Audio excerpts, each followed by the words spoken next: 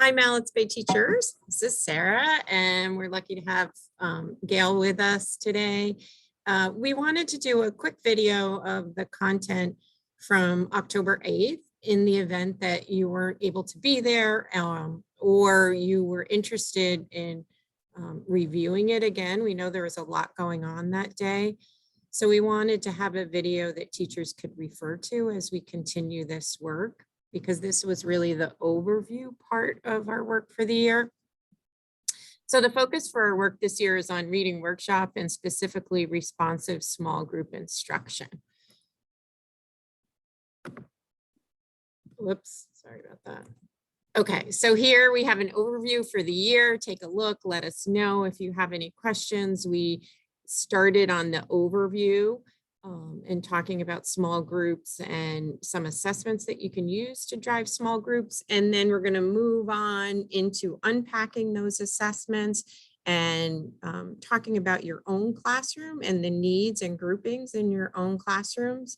And then moving into instructional strategies that address those components, instructional components that you'd be addressing in small group.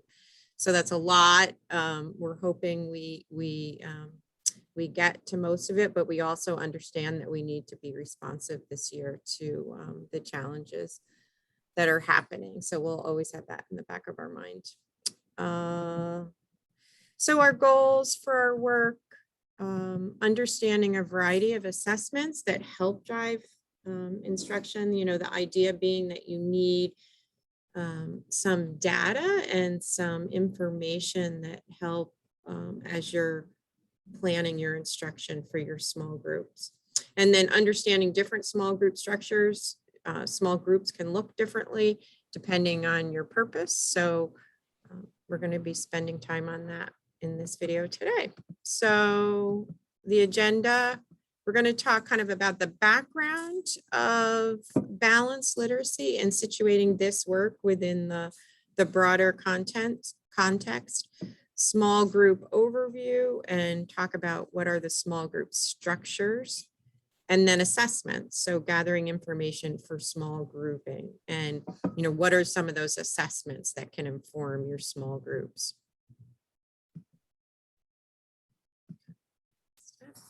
And we have an exit ticket. Gayle's going to talk about, we started on the 8th with this fun check it out circle. I think I saw some in the feedback that teachers really enjoyed this. So go ahead, Gayle. So the Check It Out Circle is really an opportunity for students to see what others are reading in their community, in their classroom. So this can happen in a variety of ways. I'll explain the first way, and then we can talk about how we might expand it. So we know that picking out books can be really challenging for students. So this is an opportunity for everyone to share the books that they like and to see what their peers are reading.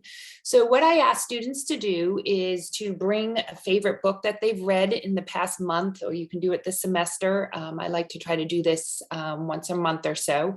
So each student brings their favorite book to the circle, and you can have a whole group circle. You can have two groups, depending on the size of your class and how long you want to do it. They also need to understand how to preview a book before you go into this activity. So how do they look at the front cover, the back cover, read a few pages? If there's pictures, scan through the pictures. So that whole idea of previewing is a skill that needs to be taught before this activity. So they bring their book, they sit in a circle, and I actually like to put a Post-it on either the front or the back of the book. So when they preview the book, if they like the book, they just put their initials on it. Then you have a running tab of who wants to read what book. So students come to the circle with their book. They pass the book, their book that they brought, to the left, and then you set a timer for a minute. and you have 1 minute to preview the book. If they like the book and really want to read it, they put their initials on it. And then after 1 minute, you pass the book to the left. And so you keep going around until all the books get shared. So again, like I said, if you're in a whole group, that's going to take a little bit more time.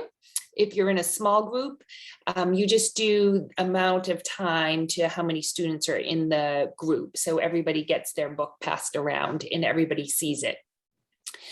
So so that's really the main activity. Again, just exposure to books and getting everybody a chance to see what others are reading.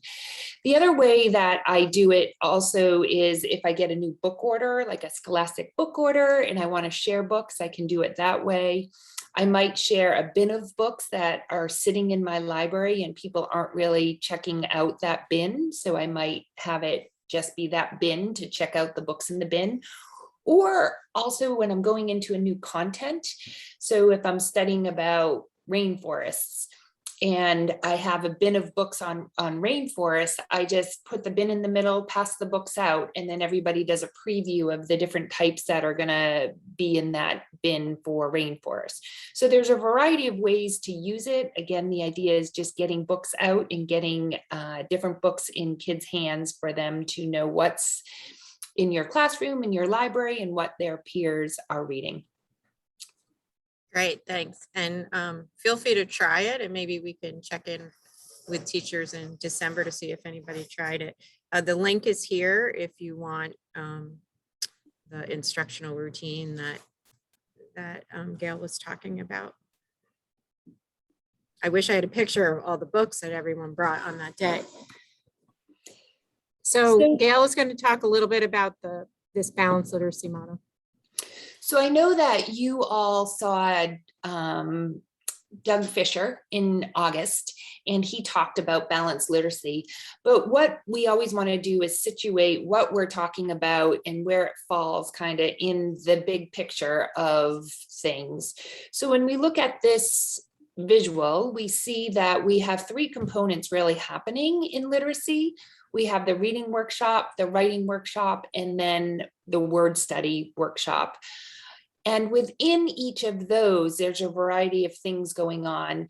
Like Doug Fisher talks about, when we think about balanced literacy, we're thinking about the balance between fiction and nonfiction, both in reading and writing. We're talking about the balance of foundational skills versus the reading. We're also talking about the balance of instructional groupings. So that's what you have in the middle, thinking about our explicit instruction that is usually whole group, and then small group instruction in one-on-one conferring, and that those group structures have different purposes and help us in each area, reading, writing, and word study, to really differentiate and get at what kids really need. We also have the idea of shared reading, shared writing, and interactive writing. And these are ways that we can help guide students when they're not yet at the independent level. So again, these are structures that can help out both in reading and writing. So again, we don't want to lose sight that we're doing one or the other. These all work hand in hand together. And then you have the pieces on the outside. We have interactive read aloud, but I actually would add a few more. You have interactive read aloud, you have discussion, you have vocabulary, and these pieces happen across content. So they can really be happening in any content that you're doing. It could be an interactive read aloud in science, you could be discussing science vocabulary, and you could be having some, I just lost my train of thought, discussion, vocabulary, and read aloud. So all those pieces can be happening in all three workshops.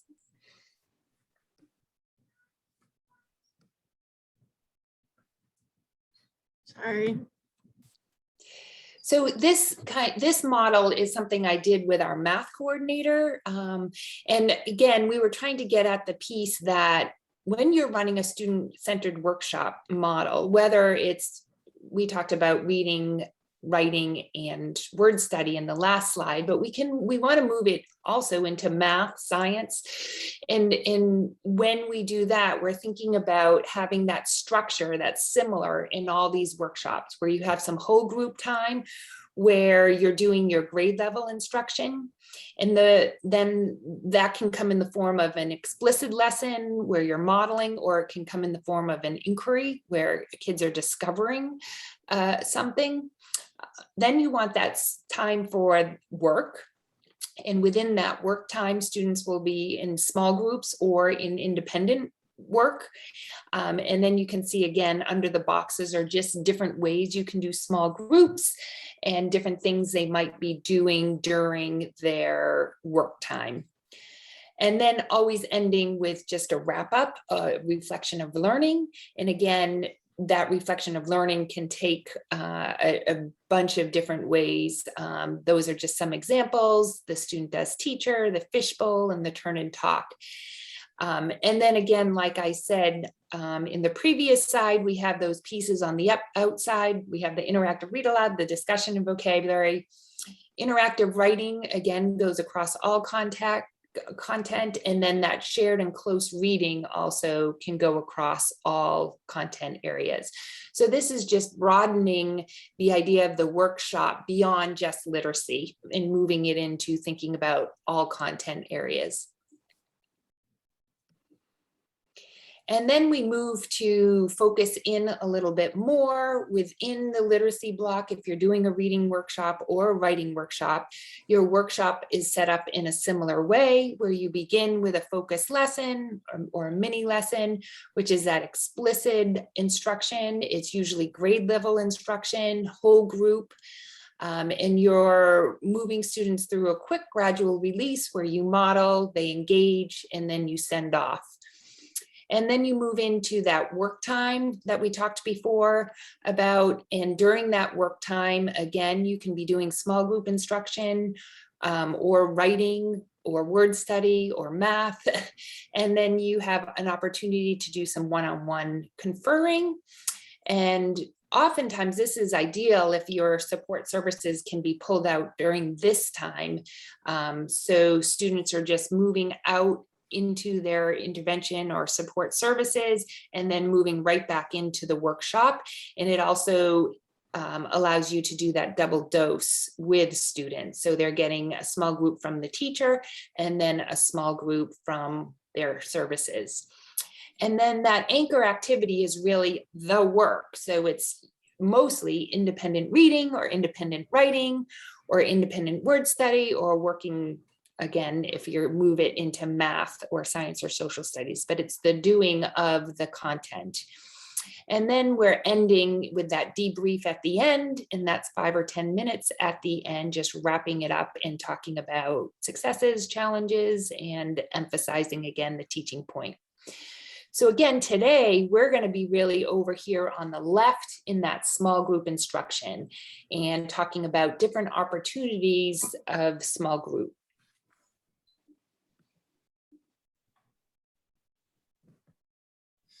So we here in CSD reflect all these big ideas that Gayle's been talking about on our literacy framework. So we have a literacy framework, as you know, for grades 3 through 5. And the components that Gayle's been talking about are reflected in this framework. Where we're going to be working today and over the course of this year is in this middle section, which we call teacher managed reading or small group. And on the right-hand side, we have the standards of practice associated with that component of the literacy block. And then in the middle column are the different types of small groups or the different type of instruction that can happen in this part of your reading workshop. And this is what we're going to dig into today: strategy groups, book groups, guided reading. We're going to spend less time on conferring because our focus is on small groups and kind of the efficiency that can come with small groups.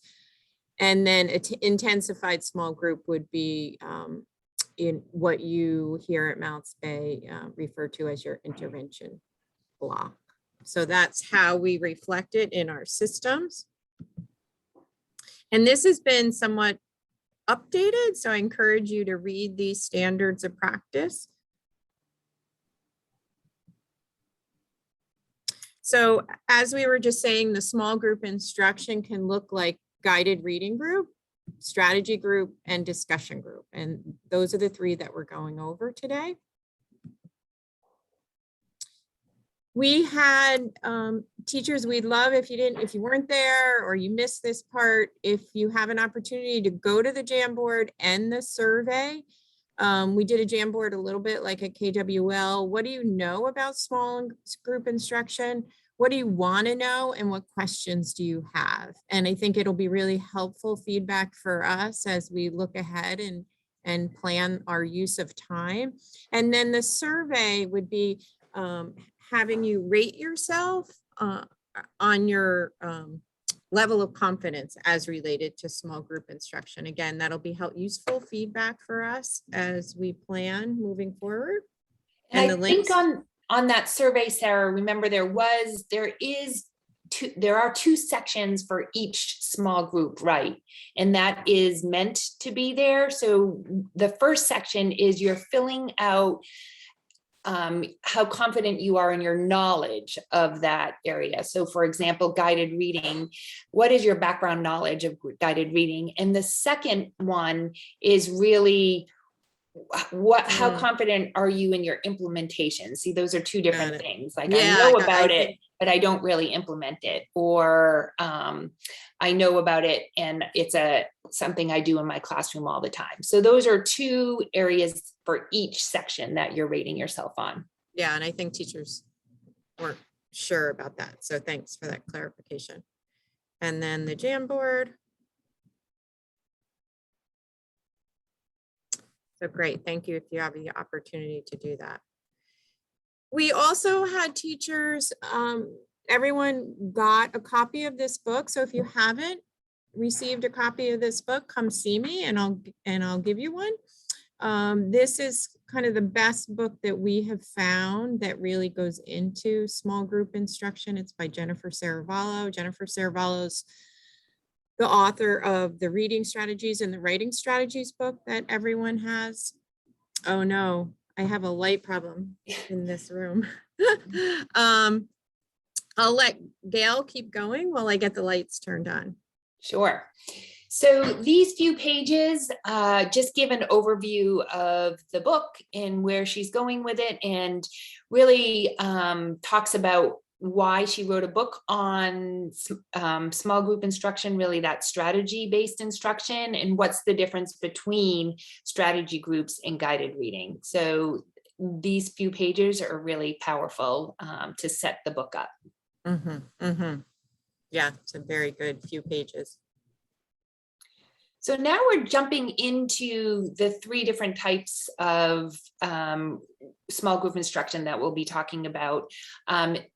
Actually, we're going to review guided reading groups and book clubs briefly, and then jump more deeply into small group strategy groups. So the first form of small group is guided reading groups. And I think this is the more common that you hear, but again, I think everybody does guided reading in a different way, where it's not necessarily a format exactly that everyone follows. So we just want to, again, really try to situate what each group is and why you would do it and the purpose of it. So this is a form of grouping, of homogeneous grouping, which means that everybody is pulled together because they have like needs around the same text level of book. So that usually we do use their text level to pull them together. So if you will, we're leveling students based on their text level. During this group, the books are supplied by the teachers. So the teacher actually gets the book, prepares the book, and hands the book out. So during a guided reading group, it usually follows a format in this way. Sometimes these components are broken up depending if you only have 15 minutes for a group versus 30 minutes for a group.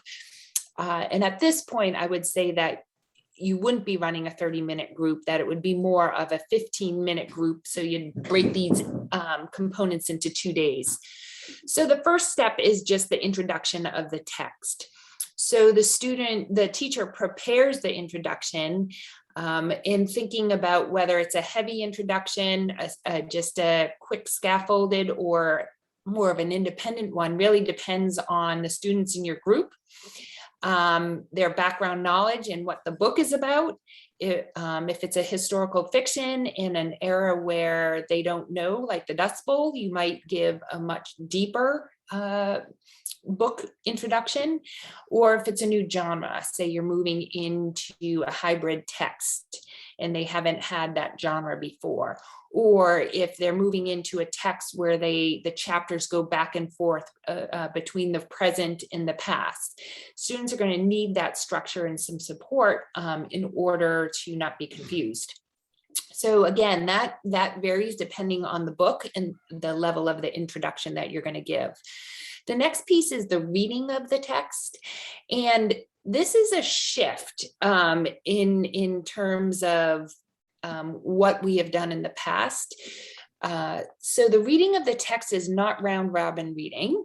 It is every student reads their own text and reads all the pages of the text for the most part. And the teacher actually gets up and listens to the students individually read. We may take a running record if that is a needed piece for that student, or we may just listen for some fluency if that's a needed piece, or we may not listen at all if our students need more of the discussing and the words comprehension work. But again, this is an opportunity to do a quick one-on-one with students. So it's kind of your little conference within the whole group. The next piece is discussing the text. And this is an opportunity for students to extend their understanding by talking about the text and really getting students grounded in the text and getting evidence from the text. That's a skill we really work towards there. There's always a teaching point in the lesson, and that teaching point can vary. It can be an accuracy teaching point on how do I make sure, how do I cross-check and monitor my reading? It could be, what do I do when I come to a tricky word I don't know how to read? How do I break it apart? It could be a comprehension piece, such as predicting or following character traits. So the possibilities are really endless there, but you really want to, your teaching point is based on your observations of the students and what the evidence is telling you they need. And then there's a piece of word work. And again, this is based on assessment that hopefully you have from students to know where they are in their word work. It also is an opportunity, a quick opportunity to maybe extend what you did in the whole group word work into the book for more guided practice. This is usually a very short piece, though. It's that you don't want to turn it into a word work session. It's a quick 3 to 5 minute piece. And then extending the meaning. So this is really, again, talking, writing, or drawing about text. So again, depending, you might break this up. So one day you're doing an introduction of the text, a reading of the text, and a discussing, and the next day you're going back and maybe doing a rereading for some fluency, the teaching point, and some word work, and then an extension of writing about reading. That's a good way to break it up. So we have linked at the bottom here, you see some lesson plans. Jan Richardson is kind of a guru in guided reading, and she has some lesson plans that are developmentally appropriate for students. So, and those are broken into 2 days. Those are based on about a 15-minute mini lesson. So those can help you plan. And then the link on the right, the text level indicators, is a smaller version of the continuum that you may have seen, the Fountas and Pinnell continuum, that really talks about what are the characteristics of books at each level and what types of thinking the student should be doing at that level.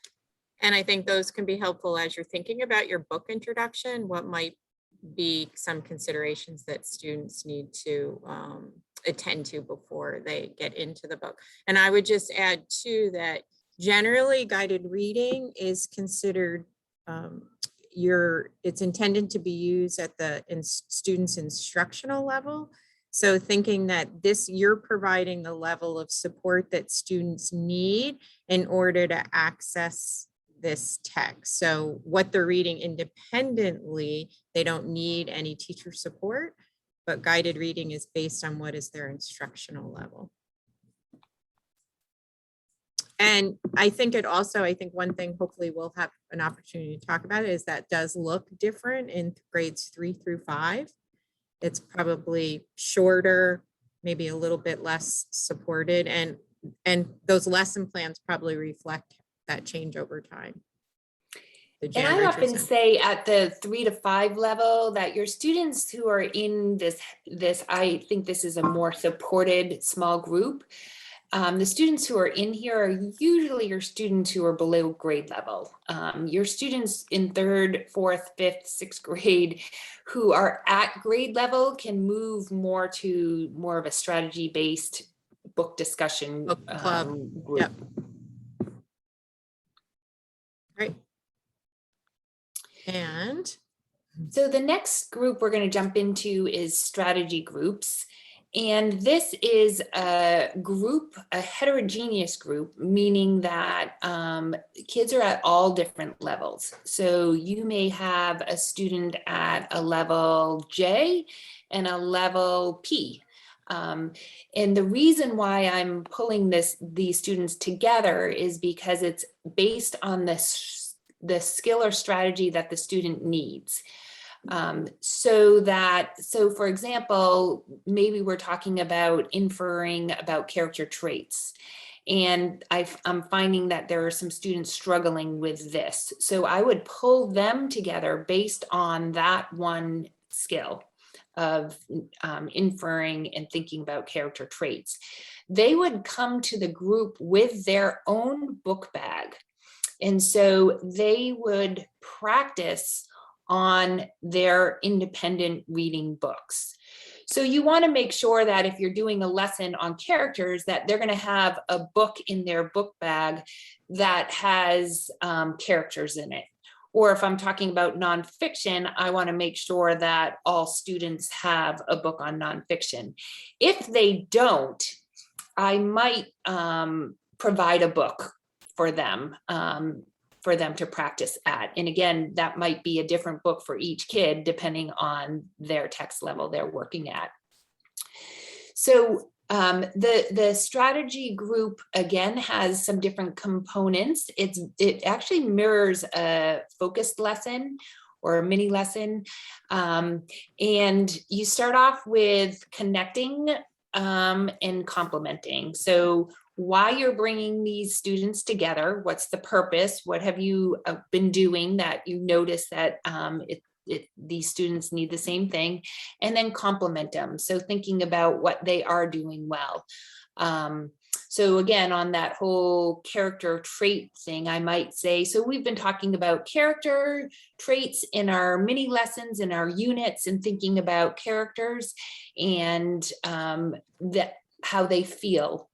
And so today you've been doing a good job on thinking about the characters and how they feel, but we want to extend it today. And I'm going to teach you how to think about not just how they feel, but what their actions, what they do with their actions and their words to help us understand their trait a little bit better. And then I would provide a model, and oftentimes that model, I use a book that I've read in my interactive read aloud or the book I am reading in my interactive read aloud. For example, if I'm reading Tiger Rising, those have great characters and character traits. I may go back to a chapter that models that. So I'm going to do a quick model, very similar to a mini lesson, and then I'm going to have them engage in practice. And they're going to go into their own independent level book and practice that. Well, again, I have the opportunity to work one-on-one with students to prompt and scaffold them in using this skill or strategy in their independent reading book. Once I've gone around to all students, done a quick little conference with them, then I link that work to their independent work, again, similar to the focus lesson where I'll say that this is a skill or a strategy that is useful not just in this book, but in all the books when you're reading a novel and thinking about characters.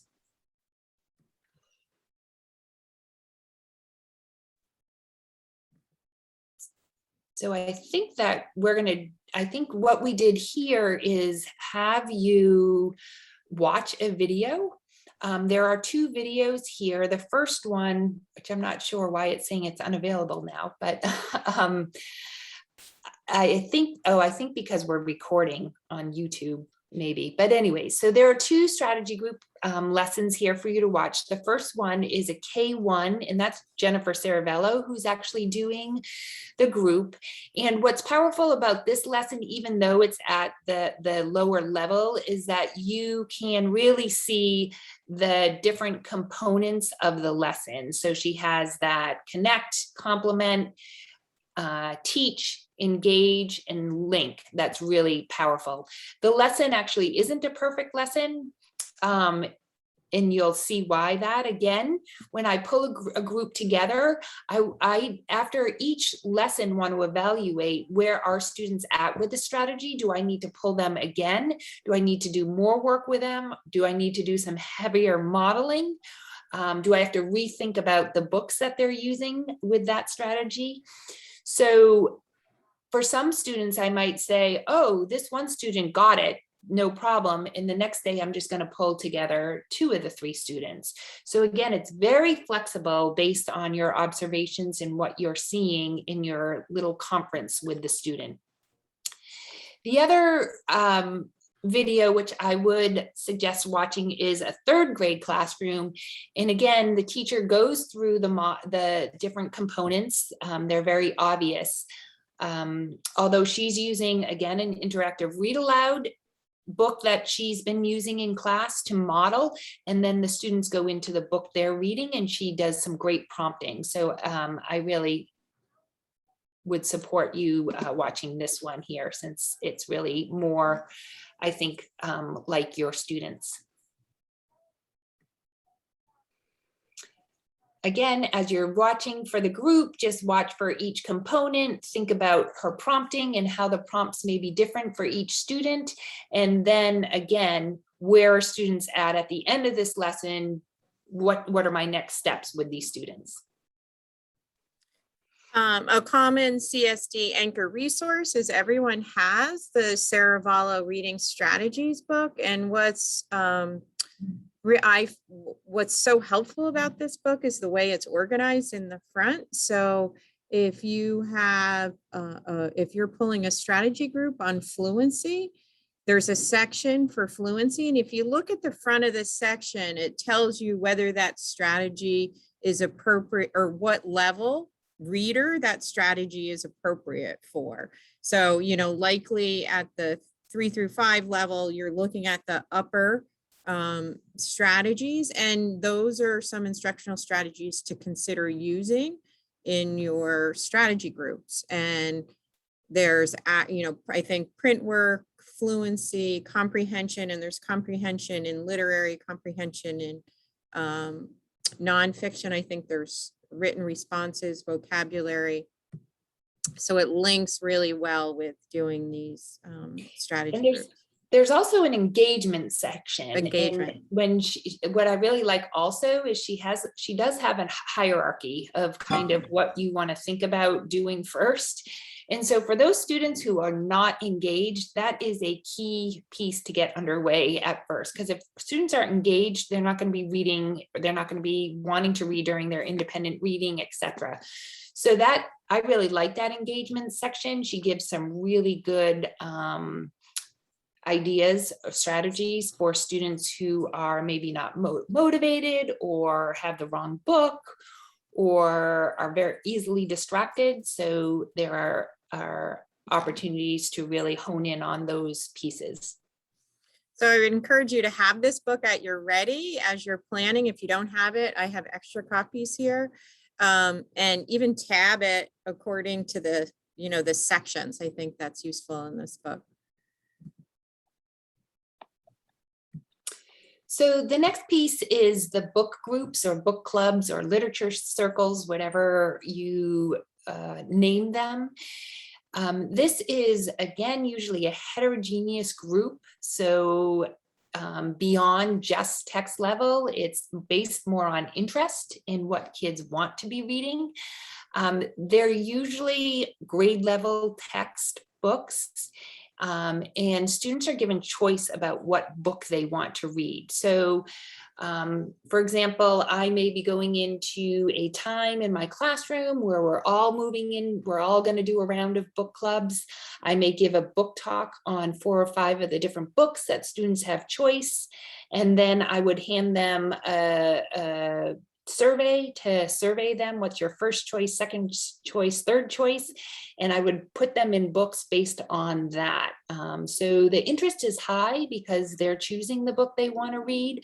Again, I mentioned that they're usually at grade level books. So when I do a whole class book club unit or time, I want to make sure that kids have access to the books too. So if I am giving a book talk and I'm sharing the books and giving kids choice, I want to make sure they can either listen to the book or partnered up and are reading the book with someone, etc. There's different ways to get access, but that again is taking mixing students up so they have an opportunity to mix with different peers, in which a guided reading really kind of keeps them in a level, so it keeps those groups stagnant.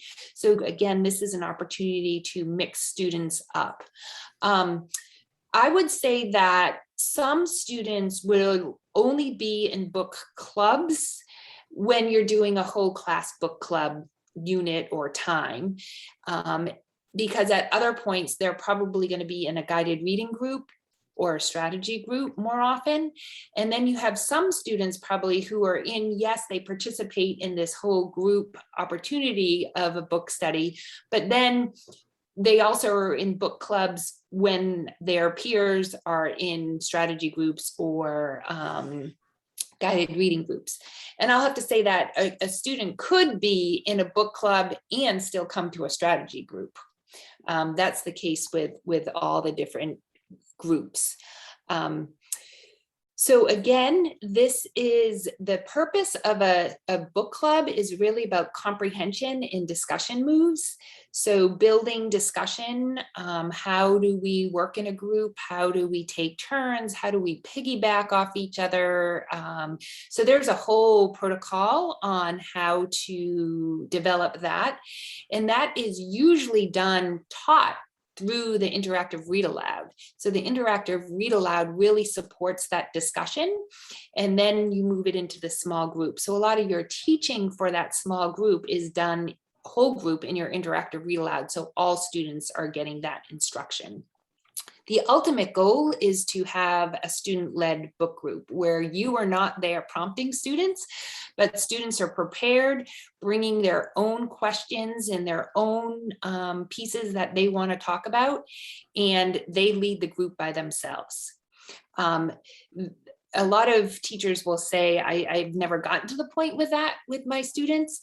Again, it can happen. I've done it with second graders. I've actually done it with first graders, but it takes time to move through the protocol in helping students to understand the expectations and how to talk about books. So I think this is a piece, the book groups that we're going to get into a lot heavier next year is the plan. We may talk a little bit more about them towards the end of the year, but I think next year is the plan to spend a real focused amount of time on developing book clubs. Yeah, we're fortunate. This is a 2-year plan. So we're going to move to thinking about assessment because we need some data and information to inform our small groups. So as we think about assessment, one of the big ideas is thinking about a variety of types of assessment, not just your FMP or not just Gates, but looking across different assessments. And that we need assessments that give us information about the different components of reading. So, Rosinski is a really good, quick measure of fluency. But then one thing maybe we haven't thought as much about is engagement. And in the reading, there's some information about an engagement inventory that you could possibly try out and do for a few students that you might be thinking are not as engaged. So that's a component that we haven't talked about getting information about. So I think is a good one for us to explore this year. So fluency print work, which is really accuracy, you get information from that, and you can do it in a variety of ways, in more formal ways like an FMP, but less formal ways on a Post-it. As kids are reading, you can do 100 words, and you can look at their errors and figure out their accuracy. Comprehension, again, can be more formal ways, like we have the Gates and we have FMP, but it can be less formal ways, like stop and jots, written responses, discussion, speaking and listening, and engagement. So we're going to go a little bit into what are some of those options. In chapter 2, we had teachers spend a little bit of time in chapter 2, which is called forming groups, making the invisible visible through an assessment. And we had teachers pick a section to explore. And there were ideas for assessments as related to engagement, fluency, and print work. So that was our focus.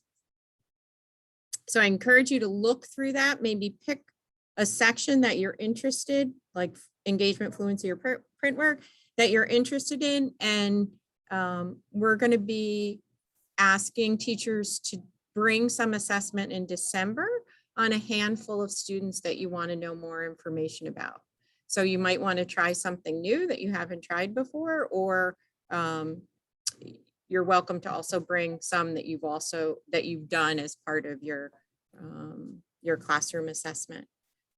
So some of the opportunities for assessment around engagement. The engagement inventory is the one that actually I think they talk about all 3 of these in the reading. Do they, Gail? The engagement inventory, book logs, looking at book logs through the lens of engagement, which I think is really interesting. I would encourage you to read that. That was really helpful for me. You look at genre and how long they read, and then there's reading interest surveys. And I think what Gail and I have talked about, what's really important about engagement is trying to really unpack why aren't they engaged? Because in order to do a strategy group, you need to get as specific as you can in your instruction. Would you add anything to that engagement, Gail? Yeah, and I think these different forms of assessment will help you get at, is it a problem with book choice? Are they abandoning books? Can they not stay with a book? Is it the idea that they just don't have the stamina and they're really distractible? So then we could do some strategies groups around stamina. So it's really, again, like Sarah mentioned, these 3 different assessments really helps you nail down the why and then be able to support students in that one area.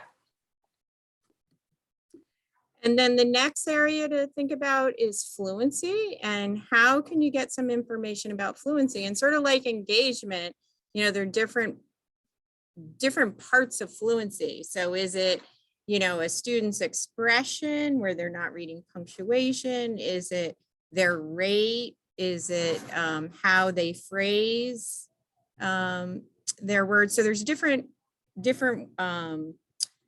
you kind of want to unpack the fluency also. So different ways you can get information about fluency, running records. They show you, I think, in the text, how to mark a student's reading so that you can see. And I generally just have gotten in the habit of doing that when I do running records, where you mark how they phrase words. You can either scoop them or do slashes.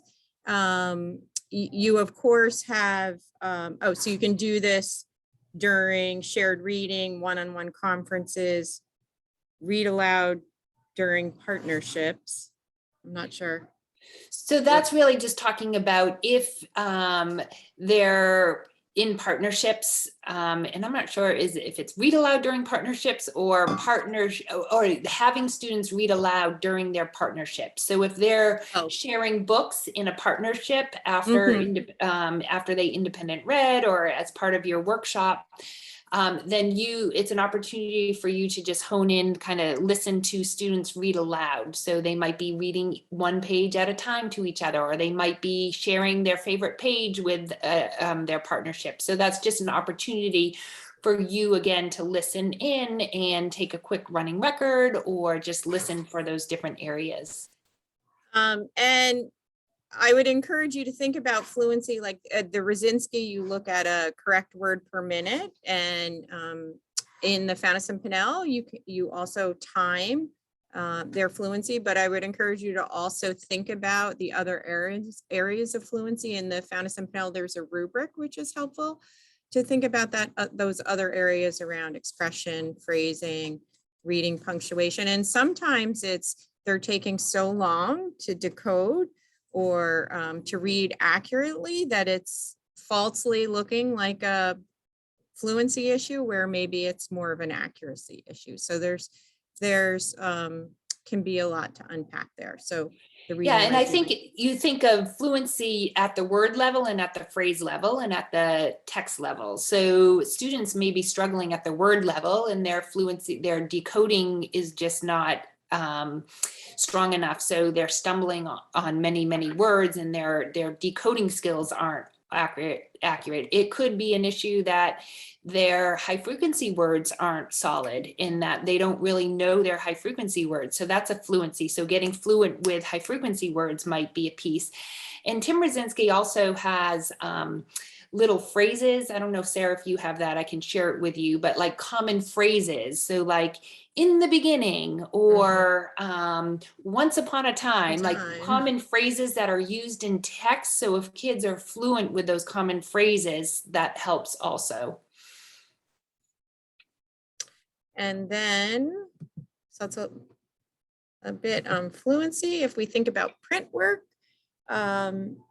you know, running records are, they can be more formal running records or less formal running records, just, you know, anecdotally, notes that you can take on a small group while a student is reading to you. I think Gayle mentioned that in a guided reading model, students are reading, not in a round robin way, but they're reading, it might be, it's at this level, it's likely to themselves, but if you come over and do some coaching with them, you could have them read in a whisper voice, so that you could get some information about accuracy. So guided reading or one-on-one conferences are ideal for that. And then again, we want to unpack that accuracy. I mean, in Fanison-Pinnell, you have a opportunity to do a running record and get an accuracy percentage, but you want to kind of unpack that. And if they're struggling with accuracy, what within that is, you need more information in order to inform your instruction. So as Gayle said, it could be you know, they're really struggling with multisyllabic words and how to break those apart. It could be sight words. It could just be that like automaticity, that they really need to build up their automaticity, or it could be simpler decoding strategies. And, you know, I think there's other information that you can get if a student is really struggling in this area. If you discover students as you're working with them at the beginning of the year, there's some more phonics-based assessments that you could do in order to get even more information. But for all students, the best place to start is to do some type of running record. One thing I think And that is really important at this level is to really pay attention to their self-correction rate. So if they are coming to a word they don't know and kind of getting the beginning sound and just saying a word and moving on, they're really not monitoring their reading. So that is a key piece.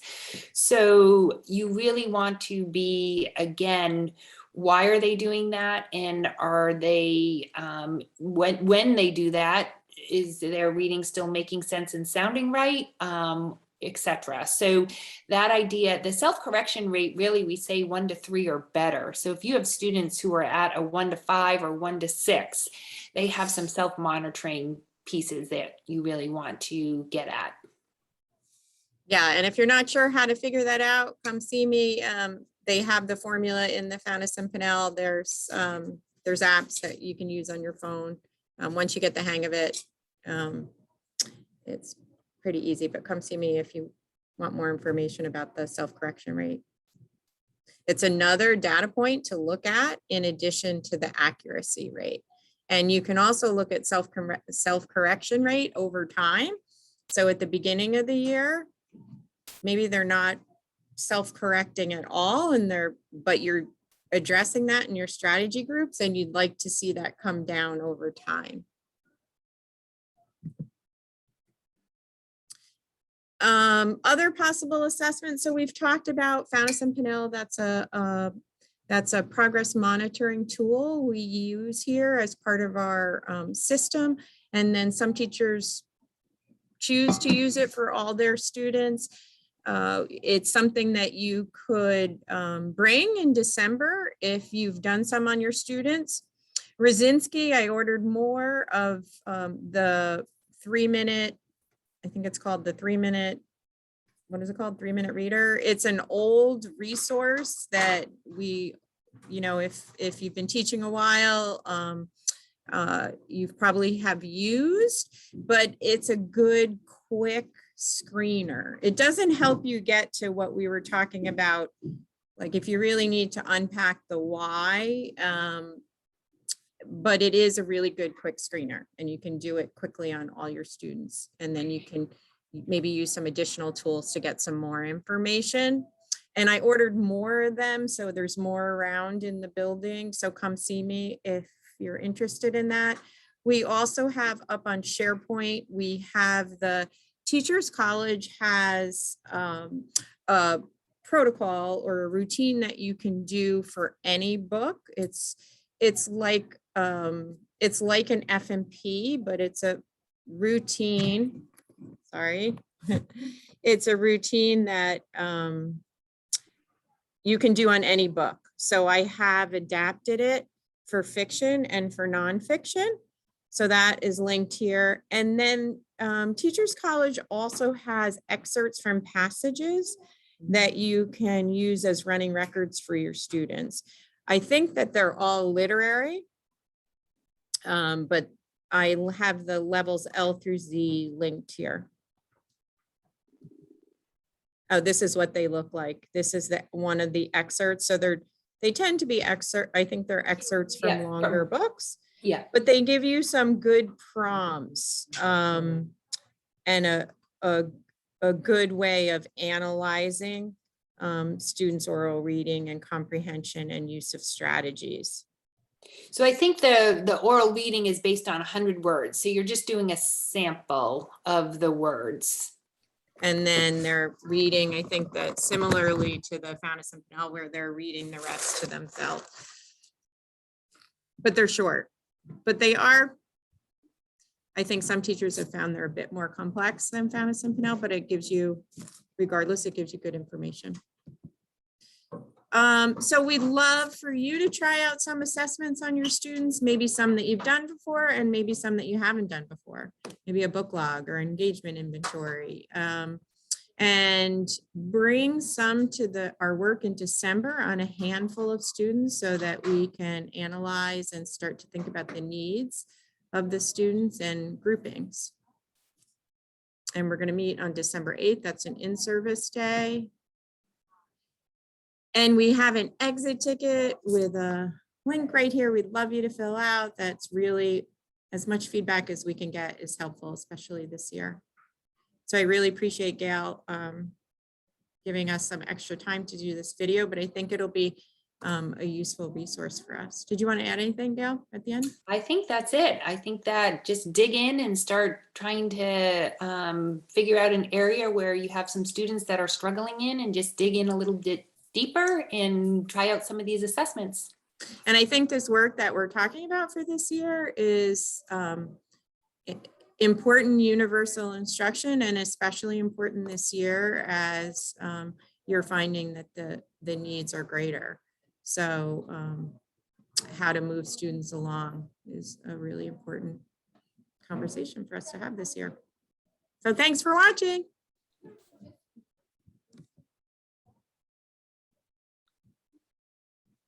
Great.